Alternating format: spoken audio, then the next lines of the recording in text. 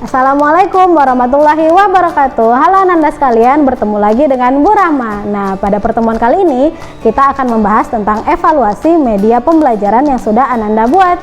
Nah, dalam mendesain dan mengembangkan media pembelajaran diperlukan suatu proses yang sistematis dan sistemik berdasarkan prinsip-prinsip desain instruksional. Nah, sistematis artinya dilakukan secara runtut, yakni teratur dengan langkah-langkah tertentu. Sedangkan sistematik artinya menyeluruh atau holistik atau juga biasa disebut komprehensif. Evaluasi merupakan suatu tahap yang harus dilakukan. Oleh karena itu, produk media pembelajaran yang dihasilkan diharapkan dapat terjamin kualitasnya dan dapat memenuhi fungsinya untuk mencapai tujuan pembelajaran.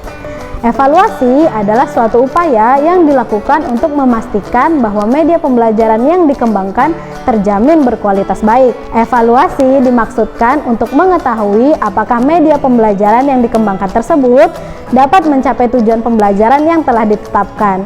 Nah, evaluasi penting dilakukan karena banyak orang yang beranggapan bahwa sekali mereka membuat media pembelajaran pasti 100% ditanggung baik. Nah, anggapan itu sendiri tidaklah salah karena sebagai pengembang media pembelajaran secara tidak langsung telah mengevaluasi media pembelajaran yang dikembangkannya. Nah, pelaksanaan penilaian atau evaluasi media pembelajaran perlu memperhatikan prinsip-prinsip penting. Di antaranya yang pertama adalah apakah media pembelajaran tersebut berperan untuk meningkatkan komunikasi yang efektif. Artinya, media merupakan perantara dalam menyajikan pesan dari komunikator kepada komunikan. Yang kedua, kebenaran dan ketepatan konten. Ketepatan dan kesesuaian dari aspek pembelajaran dan aspek media. Aspek yang paling utama adalah ketepatan atau kebenaran konten.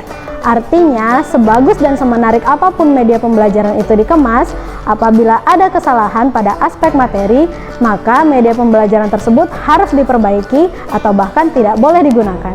Yang ketiga, pertimbangan praktis, yaitu media pembelajaran yang ditetapkan untuk dimanfaatkan dalam kegiatan pembelajaran hendaknya memenuhi kriteria kemudahan dipindahkan atau ditempatkan, selanjutnya kesesuaian dengan fasilitas yang ada di kelas, keamanan penggunanya, daya tahan, serta kemudahan perbaikannya.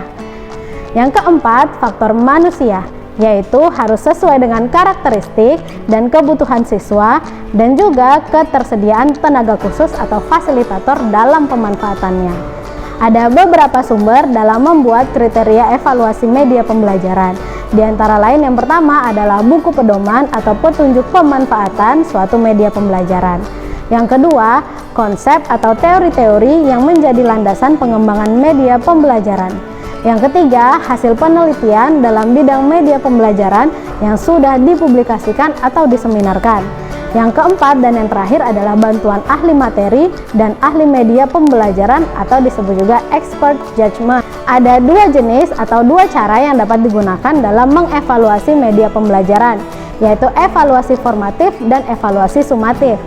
Evaluasi formatif yaitu evaluasi yang bertujuan untuk mengumpulkan data dan informasi pada waktu proses pengembangan media pembelajaran sedang berlangsung. Idealnya, evaluasi formatif ini dilakukan pada setiap langkah pengembangan media, yaitu mulai dari tahap penyusunan rancangan, penulisan naskah, dan terhadap prototipe atau storyboardnya. Nah, data hasil evaluasi ini digunakan untuk membentuk dan memodifikasi prototipe media pembelajaran. Nah, jika dari hasil evaluasi menunjukkan bahwa masih banyak ditemukan kesalahan atau kekurangan pada media pembelajaran tersebut, maka perlu segera diadakan revisi atau perbaikan. Nah, evaluasi sumatif yang terakhir atau yang kedua dilakukan setelah media pembelajaran benar-benar telah selesai dikembangkan dalam bentuk master yang siap diimplementasikan di lapangan. Evaluasi ini dilakukan untuk menentukan sejauh mana media pembelajaran memiliki nilai kebermanfaatan, terutama jika dibandingkan dengan pelaksanaan program-program yang lain. Berdasarkan hasil evaluasi sumatif ini, akan diperoleh informasi tentang berhasil atau tidaknya suatu kegiatan pembelajaran yang telah dilakukan atau keberhasilan pemanfaatan media pembelajaran dalam proses pembelajaran di lapangan. Nah, evaluasi sumatif bertujuan untuk membuktikan bahwa produk dan sistem yang dikembangkan memang baik. Oleh karena itu, evaluasi sumatif berfungsi untuk mengevaluasi prestasi belajar siswa setelah memanfaatkan media pembelajaran pada akhir pembelajaran atau pada akhir program pembelajaran. Nah, begitulah cara kita mengevaluasi media pembelajaran yang telah kita kembangkan. Sekarang tinggal tergantung pada model apa yang Ananda pakai atau metode apa yang Ananda pakai untuk mengembangkan media yang Ananda buat. Nanti kita bisa sesuaikan. Nah, sampai di sini saja materi pada kali ini mengenai evaluasi media pembelajaran. Sampai jumpa di materi selanjutnya.